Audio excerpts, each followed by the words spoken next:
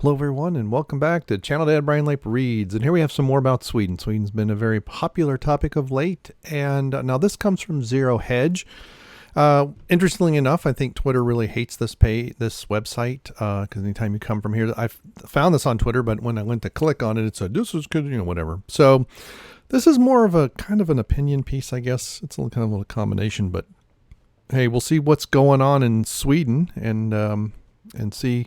Well, the rest of the world's got its head in the sand. Sweden's actually trying to recover. So, authored by, so this is Tyler Durden, but I guess this was authored by Per Bylund, I don't know, of the American Institute for Economic Research. I don't know what that last name is. So, Sweden's unique policy approach in this pandemic has described as freewheeling in international news media, but it should be more accurate called balanced. Actually, it goes very much in line with the article that I read the other day, where D.A. Henderson and his team had studied pandemics for several years. They looked at them all over the world, different types of responses, what countries did, and draconian lockdowns, kind of what we kind of did in many places in the Western hemisphere, as it were.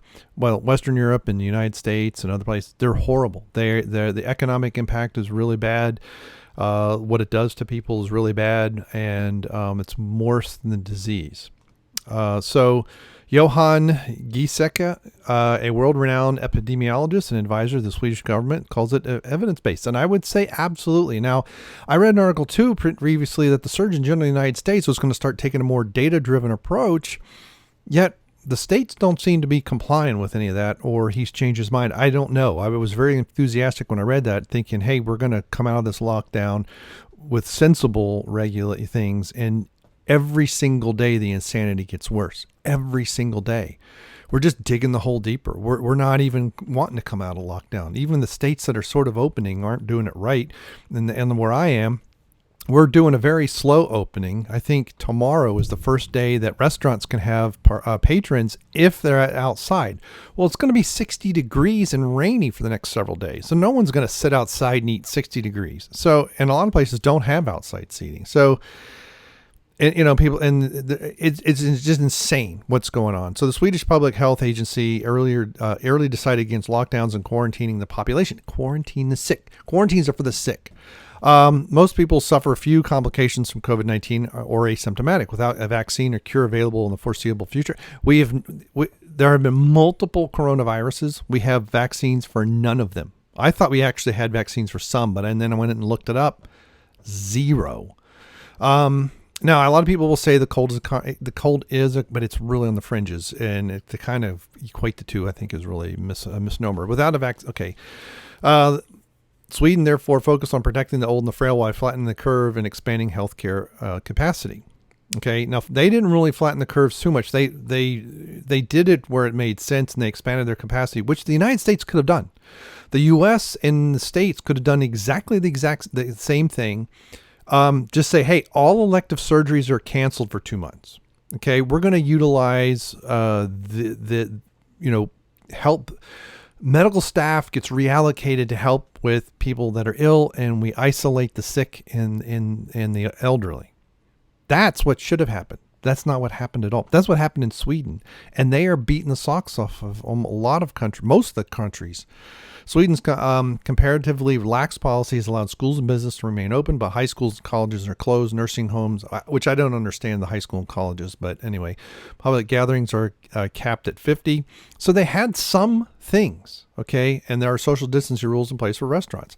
High-risk groups are recommended to self-isolate while the virus runs its course, which is exactly what should have happened. The social distancing, I think, is a little bit, but just tell a restaurant, hey, you can only do 50% capacity or 75% capacity.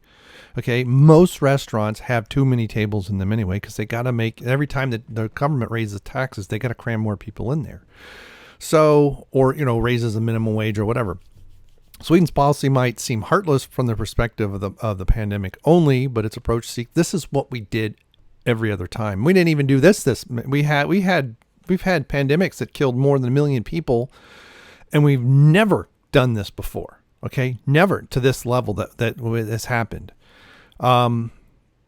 it just, and that's a million people worldwide. It's not just like in the United States, but 100,000 people died of the Hong Kong flu.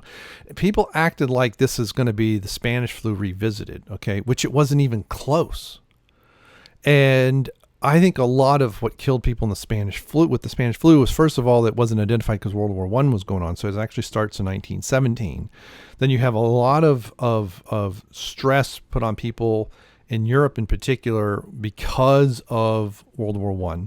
Then you have these large groups of soldiers, many of whom are carriers or are sick, who come into these port cities, and it just kind of multiplies.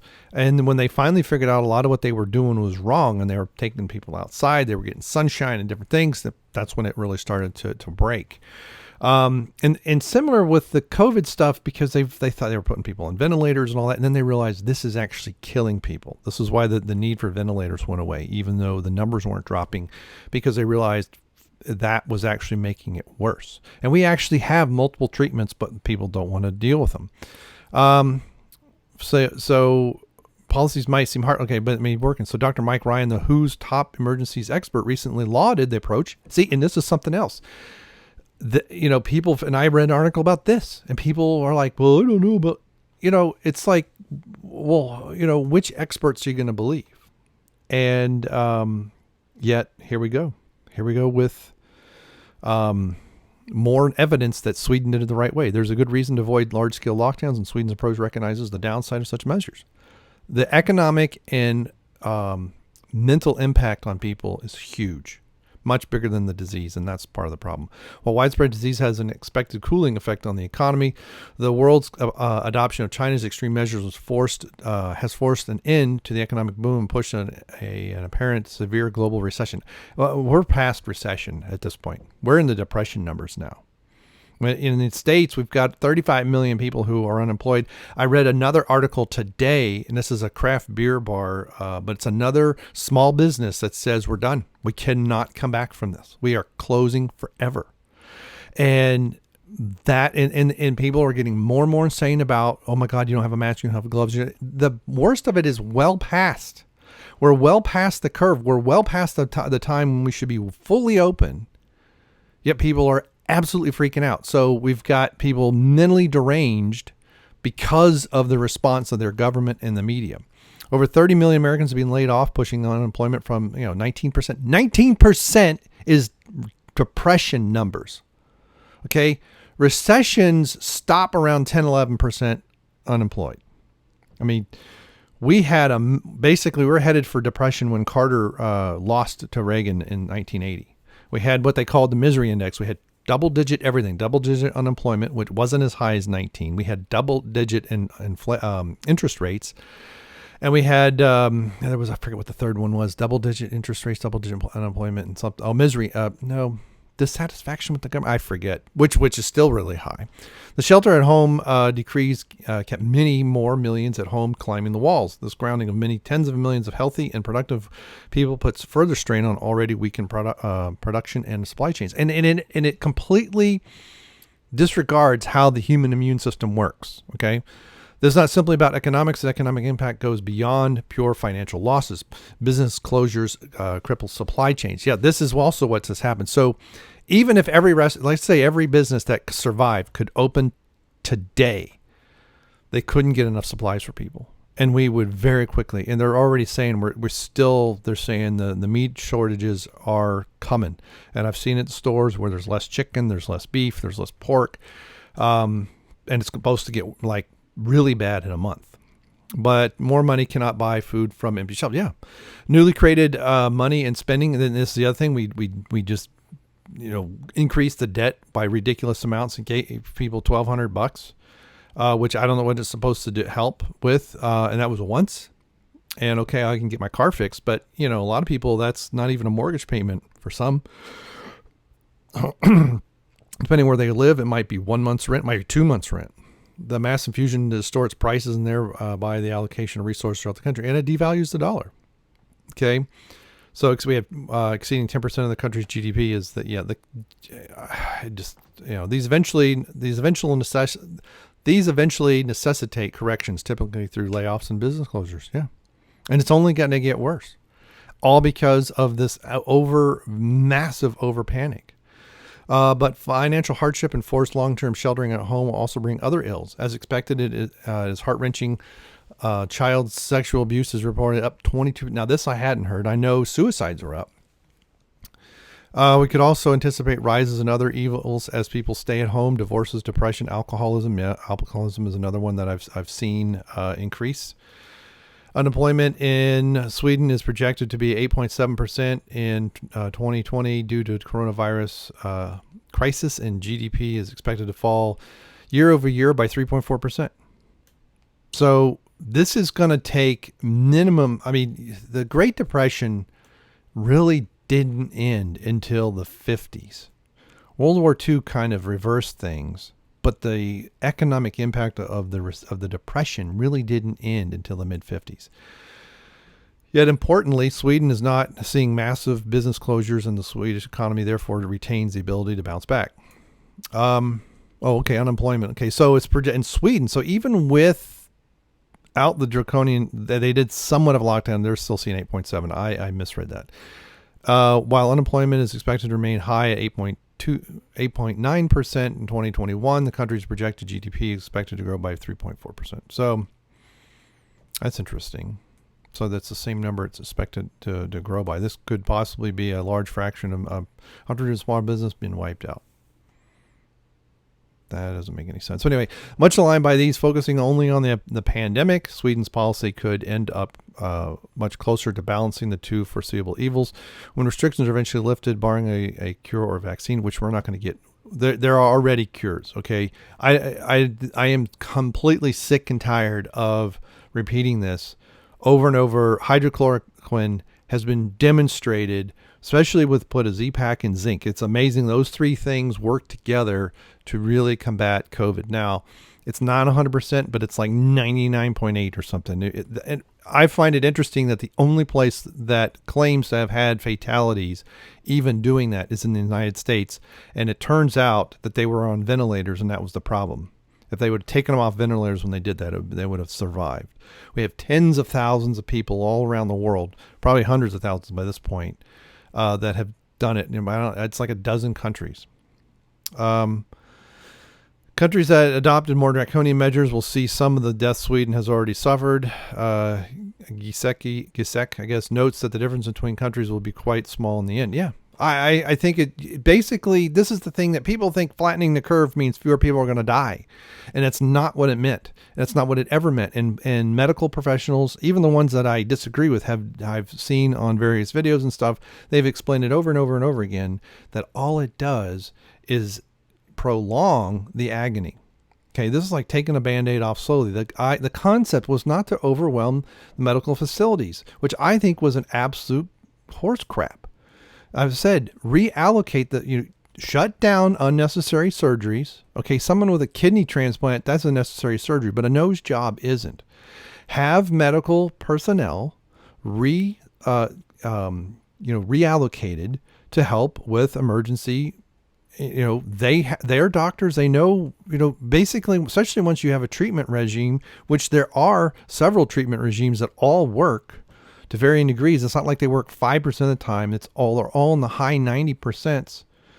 Then people can come in, a doctor, maybe they're a surgeon, but they're not doing surgeries right now. Well, they can definitely help in the hospitals and to help treat patients and help cure them. They can make sure the medications get applied at the right time, and then you don't have to have someone doing 48 hours straight. Okay, that's what should have happened. That's not what happened. In the areas where we did expand medical stuff, like New York, where they had in several cities that did the temporary hospitals, almost no patients. I think the ship in New York saw like a dozen, and then many of them saw no patients whatsoever. And so all those has been shut down. So at that point, I'm like, we should start opening weeks ago. And then the states that have opened, their numbers continue to decline. Georgia, Florida, other places, it continues to decline further and further and further. The sunshine is going to help a lot. And people but they are so willing to believe the lies that I think the lunacy is going to be with us for a long time. It's going to just, every flu season is going to be like this. So next flu season, if this comes back in the fall, many times they do, many times it takes about 2 years to get rid of it. People are going to freak out. And then the next flu season, even if it's not COVID, it's something else. It's just seasonal flu, but it's, the B strain, and the shot was the A strain, and we have people dying. You gotta have to program people, and that's going to be the thing that takes so long. I don't know if I can see. Okay, it wasn't Sweden part of the plan. Okay, a purpose of the plan. So this is, I don't know if it's a conspiracy. It's just a bunch of screw up. Yeah, but just wait. Diarrhea. It is natural. Is not. It is. It is natural in that it is derived. Create a more democratic media with a solid public media. Okay, so it looks like ISB. People need to expect lies from the government. Government has brought that on. Make it difficult to trust in it. Yeah, for anyone. That misleading. Sweden's economy is structured the way is less concentrated in areas heavily impacted by such healthcare crisis. Hydropower, timber, that has nothing to do with any of this. It's somewhat sane as opposed to the rest of the world willfully destroying their. And it wasn't even all of the world. Japan didn't do this. Thailand didn't. There's other places where they did some kind of minor shutdown of stuff. So anyway, there we go. Yeah, and I keep reading about more and more about the economic impacts about shutdowns. I think the scary parts are yet to come, and people are really naive to think of the stupid mask is going to protect them from what's actually coming. The mask doesn't even protect them from what's here. It's all optics. Fauci's even admitted it in an interview months ago that it's just all optics to make people believe that it helps when it doesn't do anything. So anyway, what do you think of this Zero Hedge article? I guess this is a reprint by Tyler Durden of Per Bylund, and we'll see. We'll find out who's right and who's wrong. Thank you very much, and we'll see you. Goodbye. I know. We're always late. The rain's not helping my sinuses any at all. So we'll see what happens. 3, 2, 1.